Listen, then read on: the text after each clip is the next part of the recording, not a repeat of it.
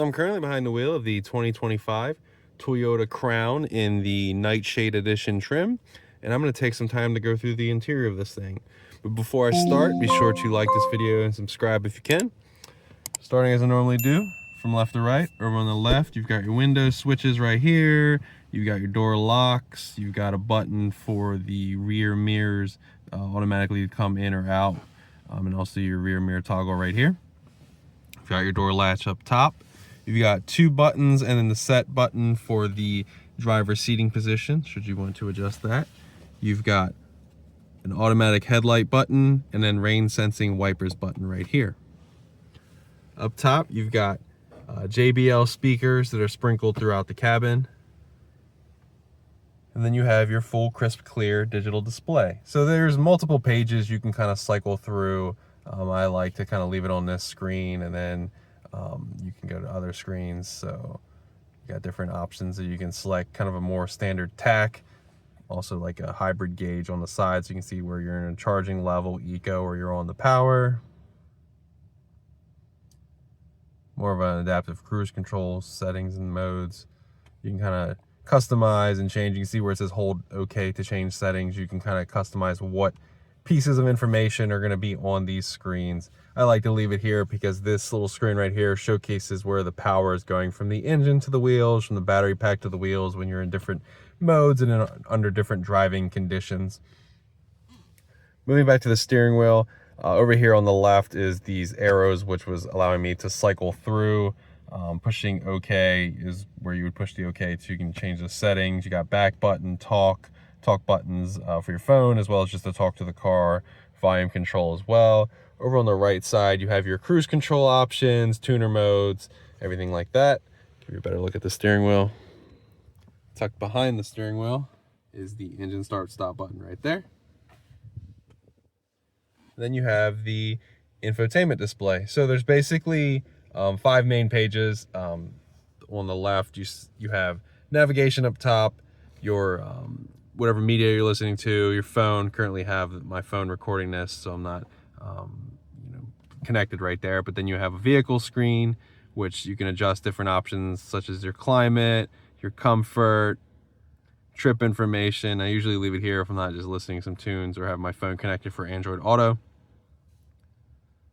Energy flow. This is kind of a more detailed screen of that screen that I like on the gauge cluster. Basically will show where the power is coming and going to if you're kind of charging the vehicle based on your driving.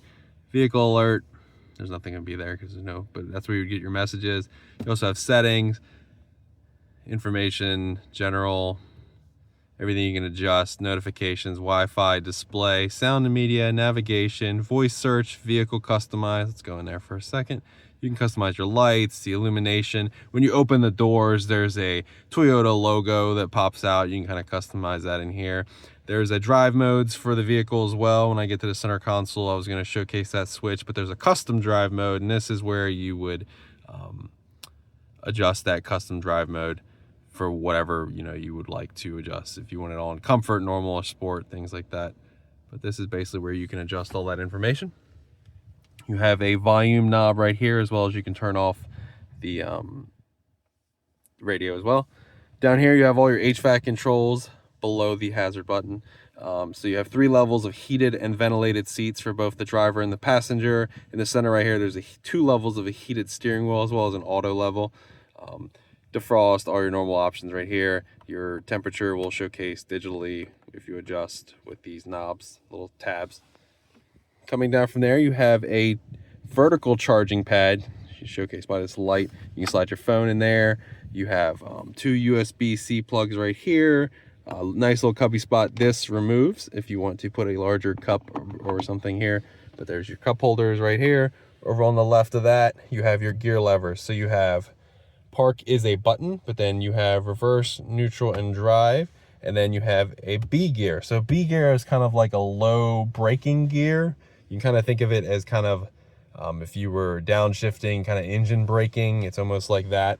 So if you're kind of coming down some kind of hill situation, you probably could use that. Then you have behind that the drive mode switch. So flicking this will adjust the different drive modes of the vehicle. So sport kind of has a little reddish hue, and all that geometric shapes on the gauge cluster are going to kind of be red, those red lines.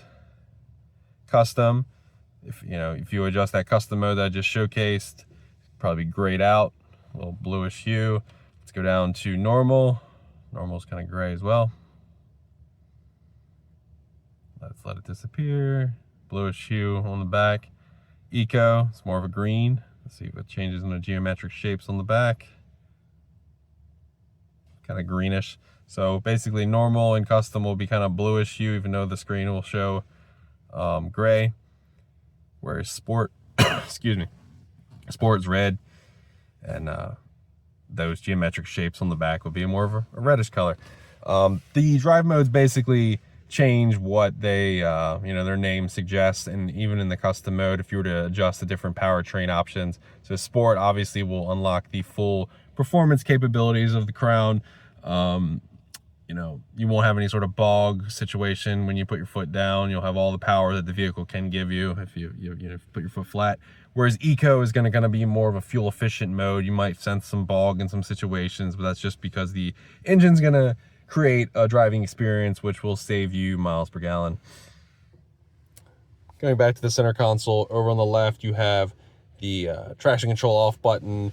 You have the hold button, which is for when you're in a stoplight or in some really bad city traffic, you want to save your right foot from just going on the brake and the gas. You can push this, stretch your foot out, it'll hold the vehicle for you. Push it again when you put your foot brake, and you have control of braking on your own. Then you have the EV mode button, so pushing that, EV mode will display right there.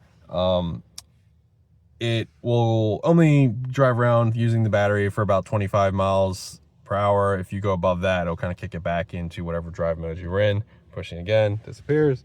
You have your little parking brake button latch right here. You have your armrest. Pushing button right here will reveal some pretty deep spots, as well as a kind of a tray you can utilize. There is a USB-C plug right here, old school smoker's plug as well. You could probably fit maybe 8 Coke cans, stacked as they would be down in here. Moving to the passenger side, you got that JBL speaker again. You got your glove box. Crown on the floor mat. Give you a look at the door. Passenger seats. And before I get to the rear, again, if you can like this video and subscribe. Got the rear of the vehicle. Both the front and the rear share a sunroof.